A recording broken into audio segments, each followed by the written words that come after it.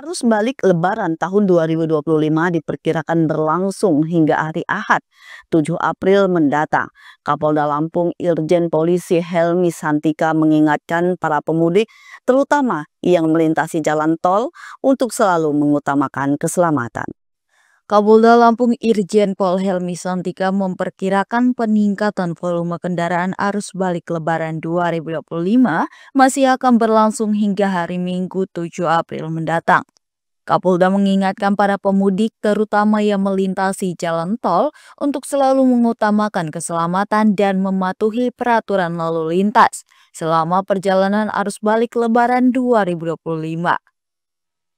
Kepada wartawan pada Kamis 3 April 2025, Kapolda juga mengingatkan para pemudik yang menggunakan sepeda motor untuk berhati-hati terhadap cuaca dan kondisi jalan, memastikan kelengkapan surat kendaraan dan beristirahat di tempat-tempat yang disediakan petugas. Dengan nada bercanda, Kapolda mengatakan nenek moyang bangsa Indonesia pelaut, bukan pembalap.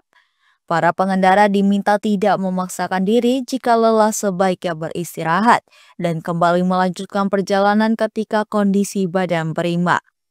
Menurut Kapolda, kecelakaan lalu lintas umumnya terjadi akibat kelelahan dan pelanggaran aturan lalu lintas.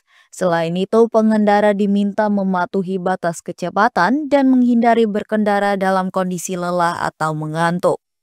Berdasarkan data dari PT Hutama Karya, pada Lebaran ketiga atau hari Rabu 2 April 2025, volume kendaraan yang melintas di jalan tol Trans Sumatera lebih dari 185.000 kendaraan, meningkat 145,76% dari hari biasa. Tim Liputan Mitra TV melaporkan.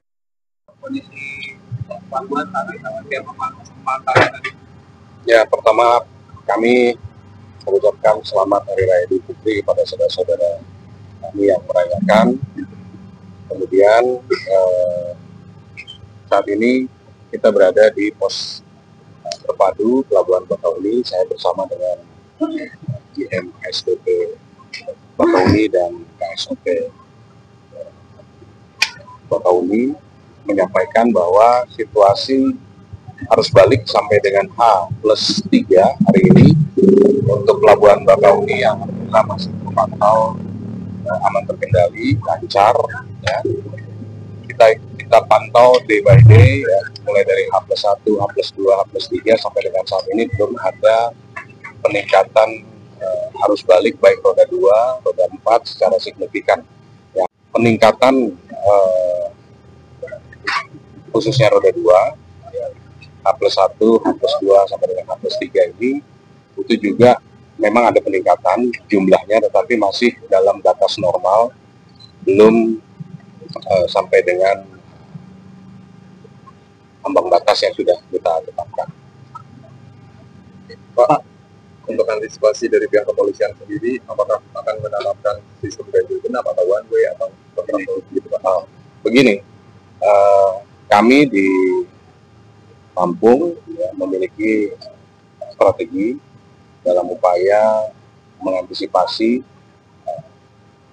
puncak arus balik yang diprediksi tanggal 6, 7, bahkan mungkin 5, 6, 7 gitu, ya. Sehingga dalam rangka mengantisipasi itu kita sudah siapkan. Yang pertama adalah menyiapkan rest area sebagai buffer zone apabila terjadi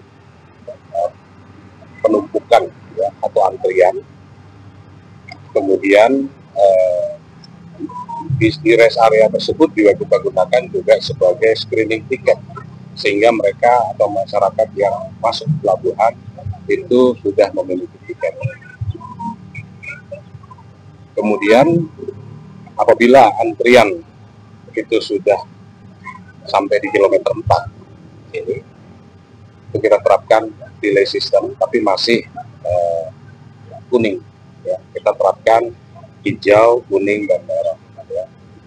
Kita terapkan kuning. Nah, semua buffer zone yang ada, baik di tol maupun di arteri, baik itu lintas tengah, lintas barat, maupun lintas timur, itu kita aktifkan untuk melakukan delay system. Tapi kalau sudah lewat, nah baru kita menggunakan rem. kode red, berarti delay system sana betul-betul kita tutup. Tapi selama ini sampai dengan hari ini itu belum kita gunakan, masih hijau, masih hijau. Nah, di titiknya tuh di mana aja Pak? Kalau boleh tahu buffering fiturnya, terus di mana, terus kemudian titik-titik yang harus diwaspadai, pecah-pecahnya di mana nih, agar para pemudik baik dari jalur arteri maupun yang dari tol bisa terlebih dahulu menyiapkan. Ya, jadi untuk di ruas tol dengan jalur B yang menuju ke pelabuhan Bakau ini ada 5 rest area yang sudah kita siapkan. Ya. Itu kalau misalkan sudah kode red itu bisa menampung hampir 1.500 bahkan sampai 2.000 kendaraan. Gitu. Kemudian di arteri, ya, di arteri ada beberapa yang juga sudah kita siapkan sebagai buffer zone. Contoh misalkan di Gor Waihandap untuk lintas selatan, lintas tengah dan timur, kemudian ada juga di rumah makan Tiga Saudara, ya, dan beberapa tempat-tempat laut. Jadi bisa sekitar mungkin sampai dengan 1.000 kendaraan bisa kita lakukan kanalisasi untuk supaya bisa mereka kita tunda berada di sana, menunggu di sini bisa terurai dengan baik. Namun demikian, dari pihak ASDP dan KSOP juga sudah menyiagakan kapal-kapal, ya, kapal-kapal yang nanti apabila terjadi penumpukan ada 3 dermaga, ya, bahkan 2 kalau dalam kondisi padat, tapi kalau sudah terjadi penumpukan mungkin 3 dermaga yang akan dilakukan PBB, tiba bongkar muat. Jadi dia tiba, angkut, kembali lagi, tiba, angkut lagi, seperti itu. Kemudian untuk truk per jam 24 atau 12 siang ini sudah kita arahkan ke Wika Beton. Ya, kita berdoa bersama-sama, mohon mudah-mudahan tidak, ya, mudah-mudahan ini bisa berjalan lancar, semua kita bisa masukkan ke dermaga untuk pesepeda motor. Tapi kalau misalkan terjadi penumpukan, itu akan kita kawal, kita arahkan ke Wika Beton. Para Kapolres di jajaran Polda Lampung juga sudah siap untuk melakukan kanalisasi kepada para pengendara sepeda motor untuk nanti bisa dikawal menuju ke